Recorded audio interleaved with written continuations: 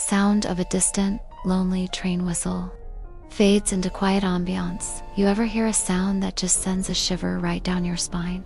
For me, it's the whistle of a train in the middle of the night, especially here in Central Florida. It reminds me of a story I'm not even sure I should be telling. It's about the old Seaboard airline, the S-Line, that runs through Sebring, Florida. They say it's haunted, and after one particular night, I'm inclined to believe them. It was years ago. I was taking the train late, heading south. One of those trips where the sun has long since set, and the world outside is just a blur of dark shapes and the occasional lonely streetlight. The car was mostly empty, just me and a handful of other passengers scattered around, lost in their own worlds. I had a window seat, and I was just staring out, watching the darkness rush by, my own reflection staring faintly back at me. We pulled into the Sebring station. It's a small, historic kind of place, and under the dim platform lights, it felt like stepping back in time. A few people got off, a few got on, the doors hissed shut, the train gave a lurch, and we were moving again. That's when I felt it. The seat cushion next to me dipped, just slightly, like someone had sat down. I didn't think much of it at first. I figured someone had just moved seats. But when I glanced over, there was no one there. The seat was empty.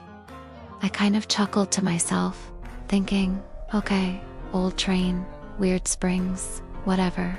I turned back to the window, back to the blackness of the Florida scrubland, and that's when my heart stopped. In the reflection on the glass, he was there, sitting right next to me. It was the silhouette of a man. He was older, wearing what looked like an old-fashioned suit and a wide-brimmed hat that shadowed most of his face. He was just sitting there, perfectly still. I could see my own wide-eyed, terrified face reflected right next to his dark, featureless form.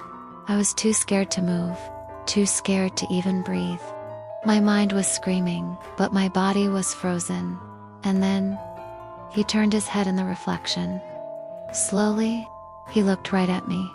I couldn't see his eyes, but I could feel them. A cold, heavy sadness just washed over me. It felt ancient. It felt like 100 years of lonely travel, all condensed into a single, silent gaze. I finally ripped my eyes away from the window, whipping my head around to look at the seat next to me. Empty. It was completely, undeniably empty. My heart was hammering against my ribs. I slowly, shakily, looked back at the window. The reflection of the empty seat stared back at me. He was gone. But the feeling, that cold, heavy presence, it lingered. But the worst part, the absolute most terrifying part of the whole thing. As the train picked up speed, pulling away from the lights of Sebring, I glanced out the window one last time. And standing on an empty platform, under a single flickering light, was the same silhouette. The man in the suit and hat. He wasn't in the reflection anymore. He was outside, watching the train, watching me. I never saw him again, but I'll never forget him. The lonely ghost of the